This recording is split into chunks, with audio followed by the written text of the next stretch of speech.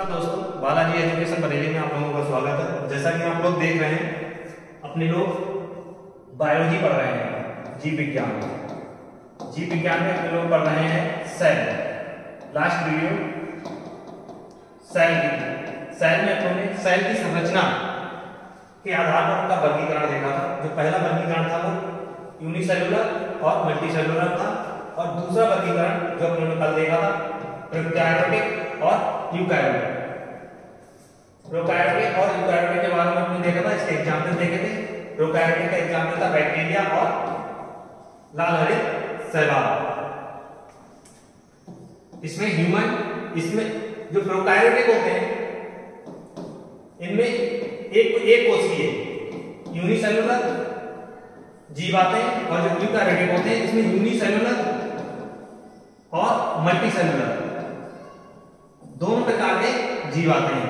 इसके एग्जाम्पल मैंने आपको दिया था प्रोटोजोआ और एनिमल या ह्यूमन। मैंने आपका एग्जाम्पल दिया था आपको यूकैरियोटिक के बारे में। फिर आप लोगों ने सेल जब स्टडी करना है सेल की, तो अब सेल के अंदर देखते हैं कि सेल के अंदर क्या है। सेल के अंदर हम लोगों ने देखा था कि सेल एक लिक्विड होता है जो कवर होता है एक मेम्ब्रेन के द्वारा, और जो ये लिक्विड कवर होता है इस लिक्विड को बोलते हैं साइटोप्लाज्म यानी कोशिका द्रव। अब बात आती है कि जहां कहीं पर भी एक स्फेरिकल बॉडी की बात होती है या उसकी बेसिक यूनिट की बात होती है, जैसे कोई भी निर्जीव वस्तु होती है उसकी बेसिक यूनिट क्या होती है? अणु। वैसे ही यहां सजीव है, इसकी बेसिक यूनिट क्या है? सेल, कोशिका। तो कोशिका जैसे अणु में भी नाभिक होता है, वैसे ही सेल में एक केंद्रक होता है। साइटोप्लाज्म मेम्ब्रेन के द्वारा कवर्ड होता है, और नाभिक भी या केंद्रक भी इस लिक्विड में होता है, अंदर होता है। तो साइटोप्लाज्म प्लस न्यूक्लियस दोनों मिलकर क्या बनते हैं? एक नया यौगिक बनते हैं जो कहलाता है प्रोटोप्लाज्म। अब आप एक डेफिनेशन सुनिएगा जो मैं बोल रहा हूं ध्यान से। प्रत्येक सजीव वस्तु छोटी छोटी कोशिकाओं से मिलकर बनी होती है, और वह कोशिका एक सजीव लिक्विड के द्वारा, एक सजीव पदार्थ के द्वारा बनी होती है, जिसे प्रोटोप्लाज्म कहते हैं। प्रोटोप्लाज्म में क्या आता है? प्रोटोप्लाज्म में साइटोप्लाज्म प्लस न्यूक्लियस यानी केंद्रक। ये जो बाहर है न्यूक्लियस के, केंद्रक के, ये कहा जाता है साइटोप्लाज्म। साइटोप्लाज्म प्लस न्यूक्लियस मिलकर क्या बनते हैं? प्रोटोप्लाज्म। और ये न्यूक्लियस के अंदर जो लिक्विड होता है इसे बोलते हैं न्यूक्लियोप्लाज्म।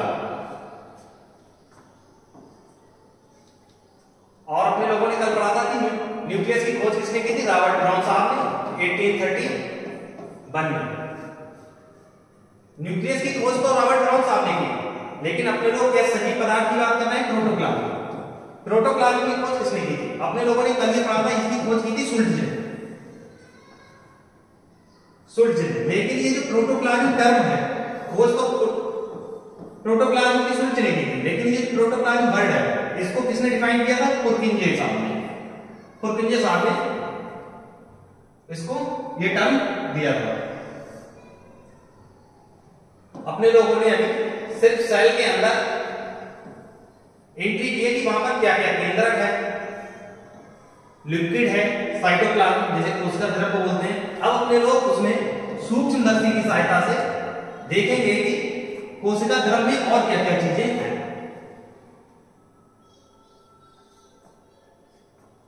उससे पहले कोशिका द्रव में माइक्रोस्कोप से देखने से पहले कुछ चीजें देखते हैं, जैसे कोशिका के अंग जो कोशिका के अंदर हैं, क्या क्या उन्हें बोलते हैं? Cell organelles. इसकी खोज किसने की? कोशिका की खोज तो रॉबर्ट हुक साहब थे 1665 में। कोशिकांग की खोज, कोशिका के अंग, इसकी खोज तो तब की गई जब इलेक्ट्रॉन माइक्रोस्कोप की खोज कर दी है 1940 में। इसकी खोज की थी नाल्वा रस्का ने। ये लिख लेना, ये आपको पूछ लिया जाएगा इसका। इलेक्ट्रॉन माइक्रोस्कोप की खोज किसने की? नाल्वा रस्का ने 1940 में। लेकिन जो कोशिकांग है इसकी खोज क्रिस्टियन डी डवे ने की थी और ये खोज की थी 1950 के अप्रॉक्स। ये एग्जैक्ट नहीं है, ये अप्रॉक्स इतनी ही सन में शायद 1950 में कोशिकांग के खोज क्रिस्टियन डी डवे ने खोज की थी कोशिकांग की।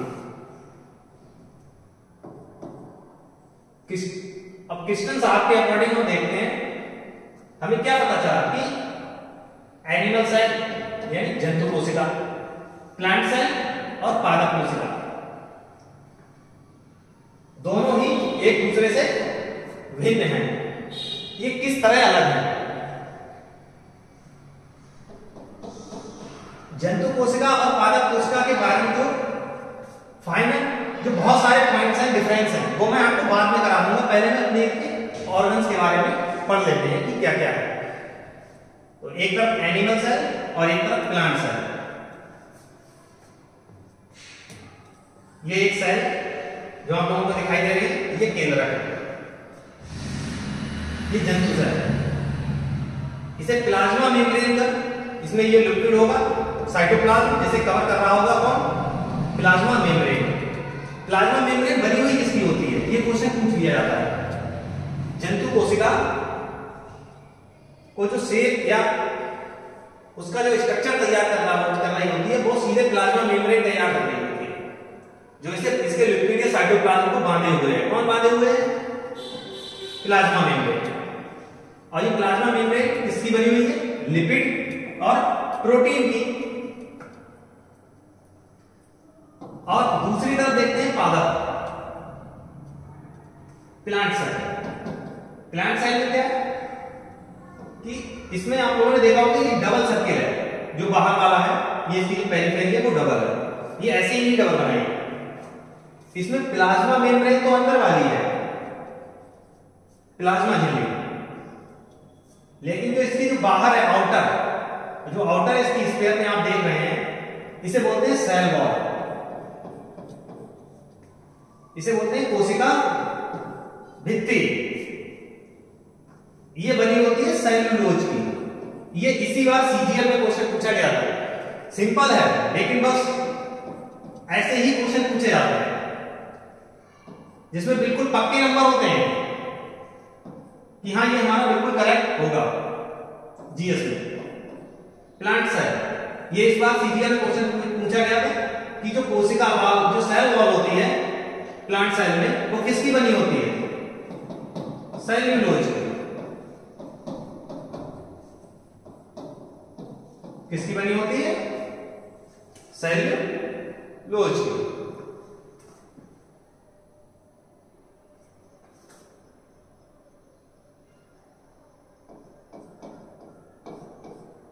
ये क्या है? ये एक डायग्राम है प्लांट सेल।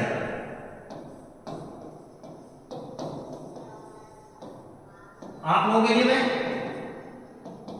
एनिमल सेल का भी डायग्राम दिखा दूंगा। प्लांट सेल, अब इसका हम लोग डिटेल में देखते हैं कि कौन कौन के ऑर्गन्स हैं, कोशिकांग हैं, कोशिका के अंग। मैंने आपको दिखाया था सेल वॉल, कोशिका भित्ति, ये क्लोरोप्लास्ट, स्ट्रोमा, स्ट्रोमा के अंदर ही क्लोरोप्लास्ट। ये क्या है? प्रकाश संश्लेषण। प्रकाश संश्लेषण, प्रकाश संश्लेषण जो भोजन बनता है वो क्लोरोप्लास्ट के थ्रू ही बनता है। Mg+ पिगमेंट होता है। ये क्या थी? कोशिका भित्ति। उसके अंदर आप एक और ये व्हाइट सफेद कलर की, आप जो ये व्हाइट कलर की ये जो बाउंड्री देख रहे हैं इसको बोलते हैं प्लाज्मा मेम्ब्रेन। प्लाज्मा मेम्ब्रेन ये कवर्ड होती है किसके through? Cell wall. Cell wall से ये कवर्ड होती है। एक माइटोकॉन्ड्रिया, माइटोकॉन्ड्रिया इसे जनरेटर भी बोल सकते हैं कोशिका का। गोल्गी बॉडी, साइटोप्लाज्म जो भी लिक्विड है इसमें, न्यूक्लियस। यहां पर आप देख रहे हैं एक बड़ा मैंने न्यूक्लियस बनाया केंद्र, ये न्यूक्लियस मेम्ब्रेन जो इस न्यूक्लियस को बांधे हुए है। इसमें भी बहुत छोटे छोटे तरह के गोले होते हैं, गोल गोल न्यूक्लियस होते हैं छोटे छोटे। इसे कोशिका का संचालक भी बोलते हैं। केंद्रक को क्या बोलते हैं? कोशिका का संचालक। ये केंद्रक के अंदर एक गोल गोल ये छोटे छोटे जो केंद्र टाइप के आपको दिख रहे हैं, इन्हें भी केंद्रिक कहते हैं। इनका भी यूज में हम डिटेल में पढ़ेंगे इन सब के बारे में, केंद्रिक, माइटोकॉन्ड्रिया, इन सब के बारे में डिटेल में पढ़ेंगे। अभी मैं आपको सिर्फ कोशिका के अंग दिखा रहा हूं जिनके बारे में तुम लोगों को अध्ययन करना है। राइबोसोम्स,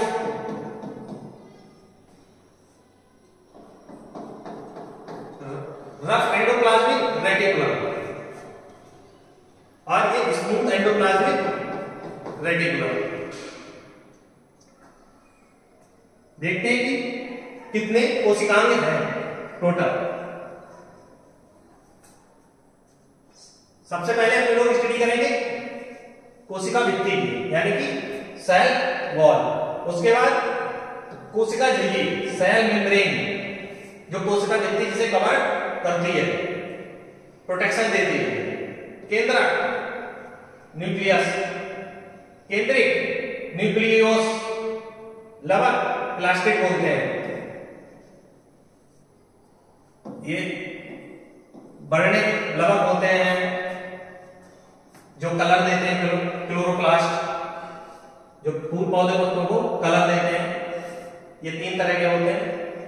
रिक्तियां, वॉक्यूल्स, ये प्लांट सेल में एक पूरी सेल में ही, जो प्रीवियस स्लाइड में आप देखेंगे, जो ये बहुत सारा खाली स्पेस होता है, इसमें वेस्ट जिनकी जरूरत नहीं है वो लिक्विड भरा रहता है, रस होगा, जिनकी जरूरत नहीं वो पदार्थ होते हैं। तो ये बहुत सारा स्पेस होता है वो इसमें इकट्ठा होता है, इसे बोलते हैं वैक्यूल्स। रिक्तियां, गॉल्जी बॉडी, अंतःस्रावी एंडोप्लाज्मिक रेटिकुलम है, उसे बोलते हैं अंतर्द्रव्यी जालिका। ये 2 प्रकार की होती है। एक होती है स्मूथ, मतलब चिकनी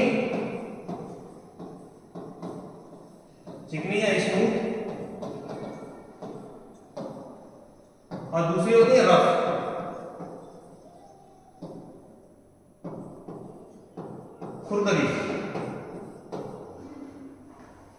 खुरदरी कैसे? जो चिकनी होती है उनके ऊपर, उनकी सतह पर राइबोसोम्स आकर चिपक जाते हैं, जिसे लोग बोलते हैं protein factory. Point number 9, mitochondria. इसे तो सभी लोग जानते होंगे, पावर हाउस ऑफ बॉडी बोलते हैं या सेल बोलते हैं। Lysosome, suicide pad.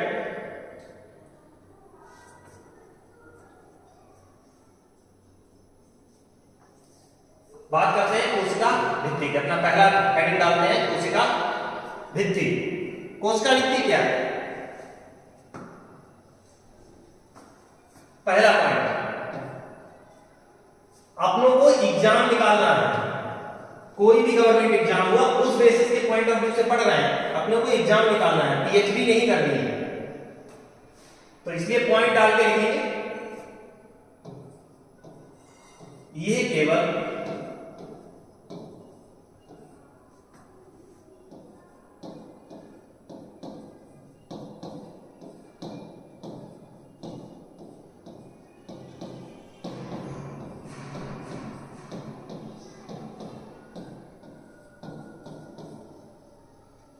पौधों में पाई जाती है। मैंने आप लोगों को जो प्रीवियस स्लाइड्स में तुमने दिखाया होगा, जिसमें मैंने पार्टीशन करके लिख रखा है एनिमल सेल का, और इसमें कि यहां पर सिर्फ एक पेरिफेरी दिखाई है मैंने, जो केंद्र के चारों तरफ है जंतु कोशिका में, और इधर 2 दिखाई है। तो ये क्या है? एक सेल वॉल है, लेकिन जो जंतु कोशिका होती है इसको सीधे प्लाज्मा मेम्ब्रेन कवर करती है।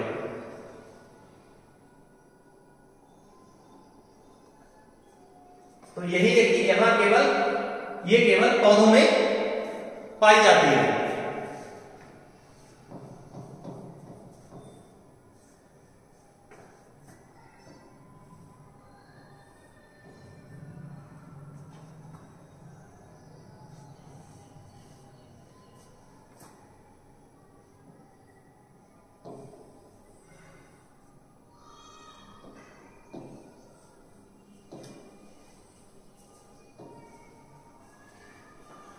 ये जो सेल होती है तो ये देखने में काफी कठोर दिखाई देती है, क्योंकि इसे सेल के अंदर जो ऑर्गेनल्स हैं उनको भी प्रोटेक्शन देनी होती है।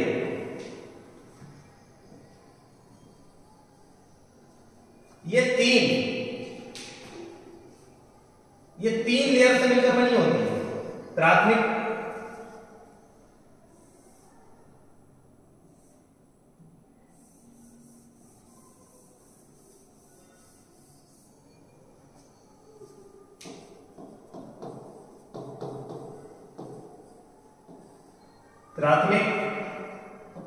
कोशिका भित्ति,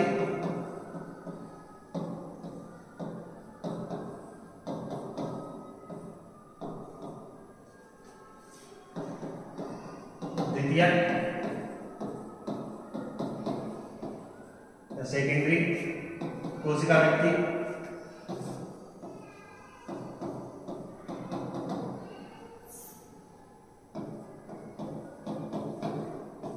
तृतीय कोशिका भित्ति। ये तीन लेयर से मिलकर बनी होती है। इसके अंदर कभी ज्यादा नहीं पूछा गया है। क्वेश्चन आपको यहीं तक आता है कि कोशिका भित्ति सेल वॉल किसमें पाया जाता है, तो अपना सीधा आंसर होगा प्लांट सेल में। सेल वॉल किससे बना होता है, तो इसका दूसरा आंसर है सेल्यूलोज।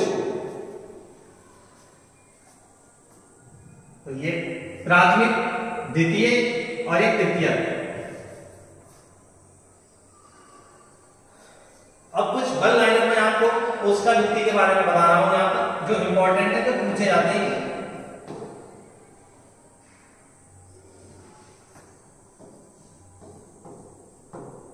एल्गी या शैवाल की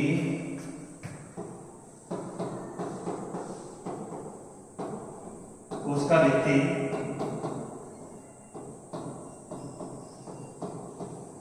किससे बनी होती है। एल्गी या शैवाल की कोशिका भित्ति किससे बनी होती है, पहला। दूसरा, कवक,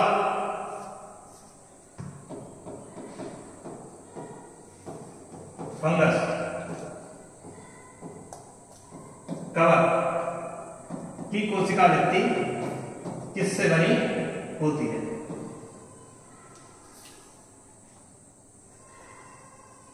ये दोनों इंपॉर्टेंट क्वेश्चन ही कई बार एग्जाम में पूछे गए हैं। एल्गी मतलब शैवाल की कोशिका भित्ति किससे बनी होती है, शैवाल है। ब्लू ग्रीन एल्गी किसकी बनी होगी, सेल्यूलोज।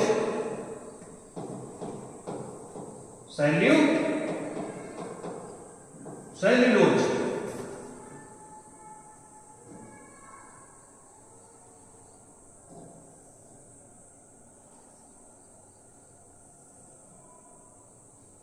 किसकी बनी होगी, सेल्यूलोज। और वहीं पर कवक, कवक की किससे बनी, कवक की कोशिका भित्ति किससे मिलकर बनी होगी। ये इंपॉर्टेंट क्वेश्चन है, ये दोनों लिखाए मैंने आप लोगों के लिए। काइटिन,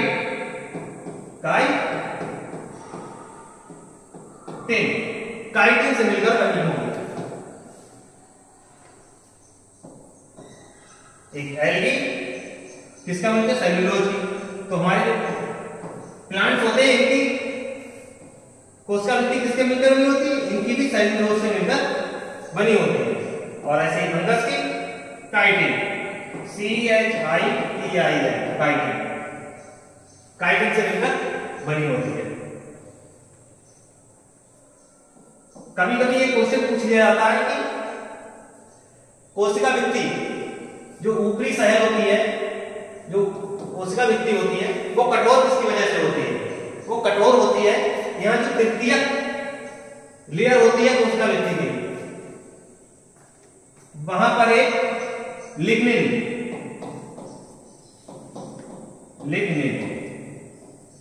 नाम का पिगमेंट होता है। इसके कारण कोशिका भित्ति सेल वॉल कठोर होती है।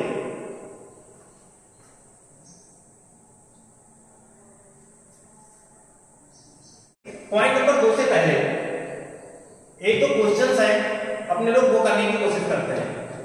क्वेश्चंस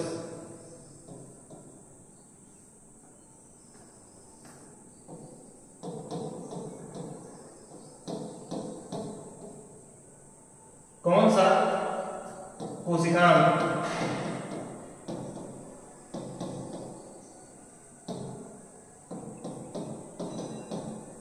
सिर्फ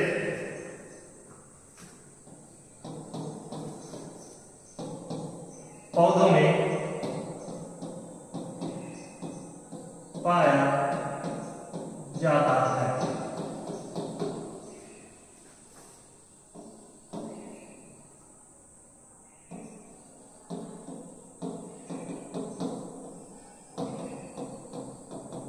माइटोकॉन्ड्रिया,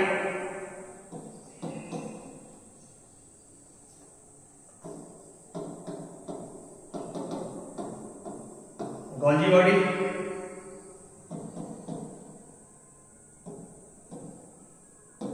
सेल वॉल, कोशिका भित्ति,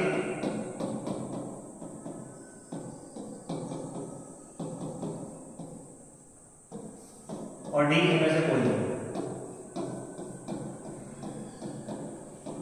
इनमें से कोई नहीं। इस टाइप के क्वेश्चन पूछे जाते हैं कि कौन सा कोशिकांग सिर्फ पौधों में पाया जाता है? माइटोकॉन्ड्रिया दोनों में होगा, जंतु में भी, गोल्जी बॉडी दोनों में होगा, जंतु सेल में भी और पादप सेल में भी। इसका आंसर होगा सी, सेल वॉल, कोशिका भित्ति। एक क्वेश्चन और देखते हैं।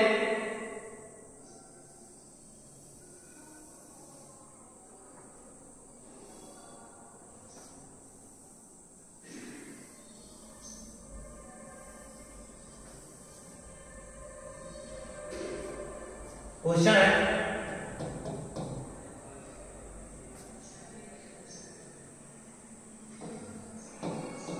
ब्लू ग्रीन जो शैवाल होते हैं, शैवाल किस ग्रुप में आते हैं? किस ग्रुप में आते हैं?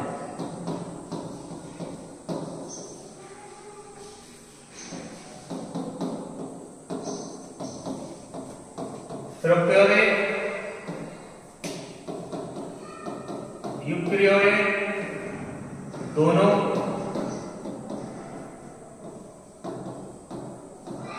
या दोनों में से किसी में नहीं। ब्लू ग्रीन एल्गी जो लाल हरे शैवाल है, किस ग्रुप में आता है? प्रोकैरियोट्स है या यूकैरियोट्स है, या ये दोनों का लक्षण दिखाता है, या इनमें से कोई नहीं है, दोनों में नहीं है? तो इसका आंसर होगा प्रोकैरियोट्स।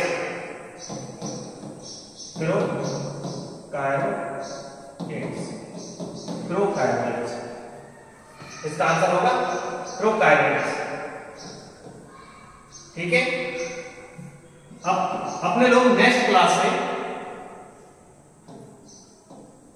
सेल मेम्ब्रेन, अर्धपारगम्य झिल्ली या प्लाज्मा मेम्ब्रेन के बारे में पढ़ेंगे नेक्स्ट क्लास, क्योंकि उसका ब्रीफ डिस्कशन करेंगे अपने लोग। बिल्कुल अच्छे से, क्योंकि वो बहुत ही ज्यादा इंपॉर्टेंट है, क्योंकि वो सजीव जो भी जंतु होते हैं उनकी कोशिका की पहली परत है। सारे सेल्स ऑर्गन को जो शेप दे रहा है वो प्लाज्मा मेम्ब्रेन दे रहे हैं। तो अपने लोग उसको कल डिटेल में पढ़ेंगे। ठीक, अगर वीडियो पसंद आई हो तो लाइक कीजिए, शेयर कीजिए एंड चैनल सब्सक्राइब कीजिए।